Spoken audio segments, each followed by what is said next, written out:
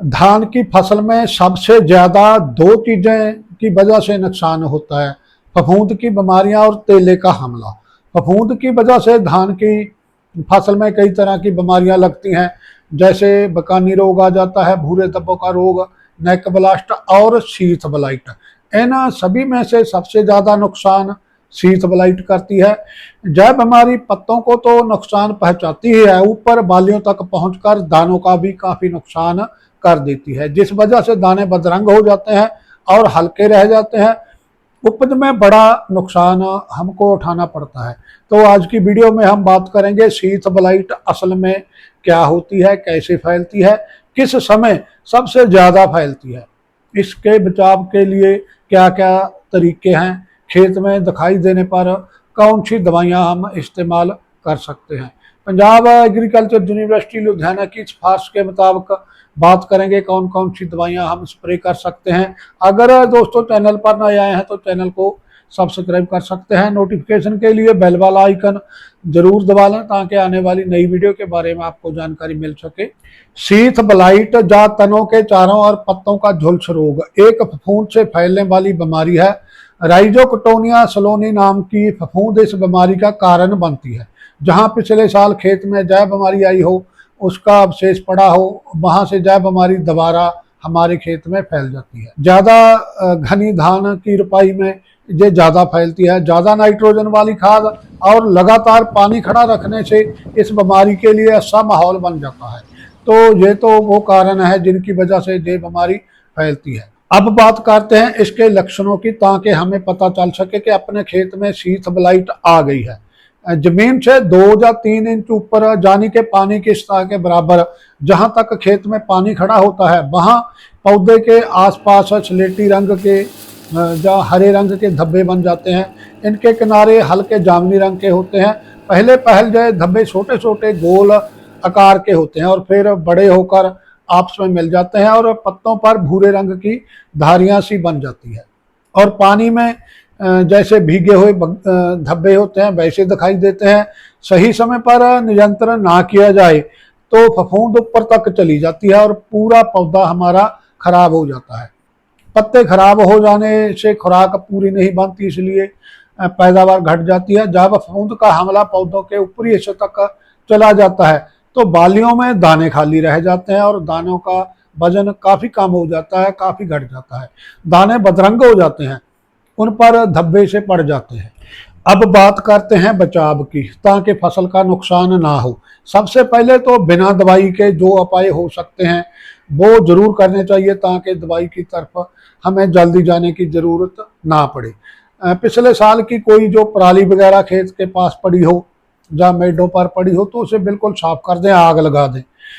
धान घना मत लगाएं और यूरिया वाली जो खाद है वो सोच समझ कर जरूरत के मुताबिक डालें। देर से यूरिया फसल में मत डालें।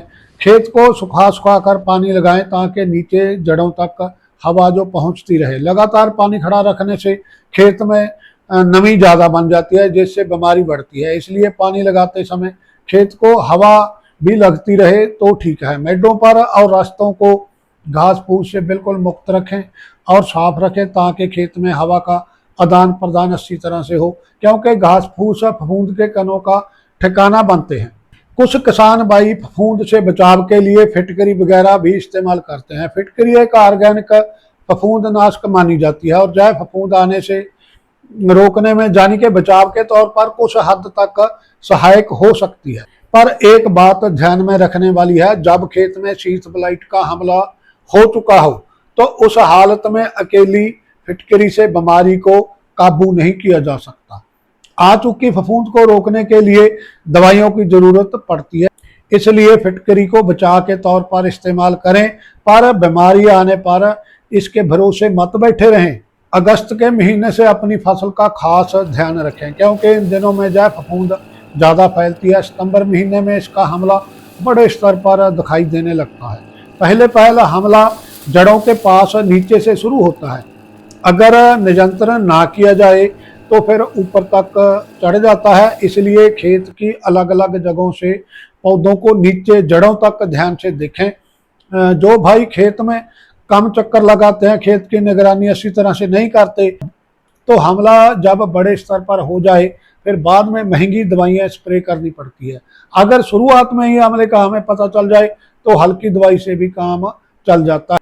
अब बात करते हैं दवाइयों की। पंजाब एग्रीकल्चर यूनिवर्सिटी लुधियाना शीत ब्लाइट के लिए कई दवाइयों की सिफारिश करती है, जिनमें से आप अपने खेत के हिसाब से और हमले की स्थिति के हिसाब से कोई एक दवाई लेकर स्प्रे कर सकते हैं। दवाइयों की अगर बात करें तो 200 ग्राम अजान दवाई, इसमें क्राइसोजम मिथाइल और हेक्साकोनाजोल 2 साल्ट होते हैं, ये आप स्प्रे कर सकते हैं।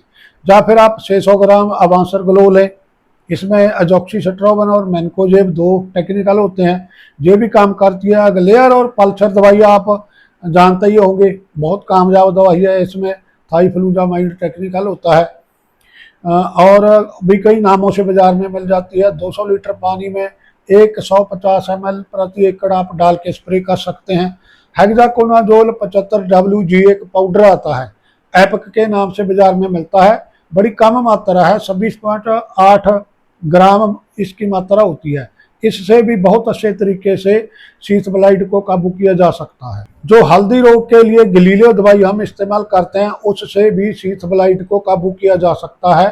400 ml प्रति एकड़ आप 200 लीटर पानी में घोलकर स्प्रे कर दें। इसमें भी 2 टेक्निकल होते हैं, पेकॉक्सीस्ट्रोबिन और प्रोपिकोनाजोल।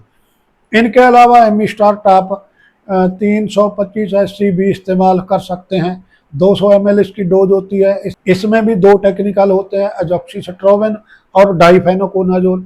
अगर बीमारी कम है, धान बहुत घना नहीं लगाया, पानी भी आप सुखा सुखा कर लगाते हैं, यूरिया भी सही मात्रा में इस्तेमाल करते हैं, तो आप केवल अकेला प्रोपिकोनाजोल वाला टेक्निकल भी कर सकते हैं, इससे भी आपका काम चल जाता है। आप इसके लिए टेलेट या बम्पर दवाई 200 ml प्रति एकड़ की डोज के हिसाब से इस्तेमाल कर सकते हैं।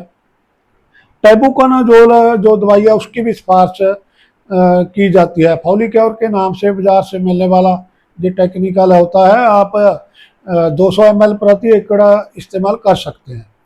तो नटीबो के बारे में तो लगभग सभी किसान भाई जानते हैं, 80 ग्राम नटीबो से भी इसे आप काबू कर सकते। 2 और भी दवाइयां हैं, बता देते हैं। 320 ml लस्टर आप ले सकते हैं, 37.5 SC है। इसमें फ्लूजलाजोल और कार्बेंडाजिम 2 टेक्निकल होते हैं। एक और दवाई मोनशरन 250 SC भी आप इस्तेमाल कर सकते हैं, 200 ml प्रति एकड़ की डोज होती है। इसमें पेनसाइक्लोराइन टेक्निकल होता है, ये भी बहुत एक अच्छी दवाई है। इस तरह बहुत सारी दवाइयाँ यूनिवर्सिटी की तरफ से सिफारिश की गई हैं, जिनमें से आप अपने खेत के और हमले के हिसाब से कोई एक दवाई लेकर स्प्रे कर सकते हैं। तो दोस्तों, अब एक बहुत ध्यान देने वाली बात है, इस बीमारी का हमला बिल्कुल जड़ों के पास होता है, वहीं से जो शुरू होती है। अब पर हम फसल पर जो स्प्रे करते हैं, ऊपरी हिस्सों पर, पत्तों पर स्प्रे करते हैं, जिस वजह से दवाई नीचे तक नहीं जाती और असर कम होता है। दवाई पूरा काम तभी करेगी जब हम पानी ज़्यादा मात्रा में इस्तेमाल करेंगे। इसलिए यूनिवर्सिटी की तरफ से फफूंदनाशक दवाइयों के लिए 200 लीटर पानी प्रति एकड़ मिलाने की सिफारिश की जाती है। अगर हम 100 लीटर पानी लगाएंगे या 120 लीटर पानी लगाएंगे तो जो दवाई है वो नीचे तक नहीं जाती, दवाई का पूरा फायदा नहीं मिलेगा, क्योंकि बीमारी नीचे है और दवाई सिर्फ ऊपरी पत्तों तक रह जाती है, तो पूरा रिजल्ट नहीं मिलता। इसलिए थोड़ी मेहनत करें। 200 लीटर पानी नहीं तो कम से कम आप 170-180 लीटर पानी जरूर स्प्रे करें, ताकि दवाई नीचे तक पहुंच सके। नीचे तने की तरफ स्प्रे करना बड़ा मुश्किल काम होता है, तो दवाई तो हमें ऊपर ही स्प्रे करनी पड़ती है, पत्तों पर ही स्प्रे करनी पड़ती है। इसलिए कोशिश करें पानी ज़्यादा से ज़्यादा लगाएं। अगर औस के समय स्प्रे की जाए तो औस के जरिए दवाई नीचे जड़ों तक पहुंच जाती है, उस समय कुछ खास फायदा मिलता है। इसलिए तेज धूप में स्प्रे करने से बचें। सुबह के समय जब सबसे ज़्यादा ओस पड़ी हो, उस समय स्प्रे करेंगे तो नतीजे ज़्यादा मिलेंगे। इस बात का आप जरूर ध्यान रखें। तो दोस्तों, अगर आप अपनी फसल को शीत ब्लाइट जैसी बीमारियों से बचा कर रखते हैं तो फसल पूरी तरह स्वस्थ रहती है और दाना ठोस बनता है, दाना बदरंग नहीं होता। पत्ते भी हैं ना जो पूरी मात्रा में खुराक बनाती है, और इन सभी चीज़ों का सीधा संबंध उपज से होता है, पैदावार से होता है। तो दोस्तों वीडियो के साथ अंत तक जुड़े रहने के लिए बहुत बहुत धन्यवाद। अगर वीडियो में दी जानकारी आपको अच्छी लगे तो वीडियो को लाइक जरूर करें, दूसरे दोस्तों के साथ वीडियो को शेयर जरूर करें। धन्यवाद दोस्तों, सत श्री अकाल।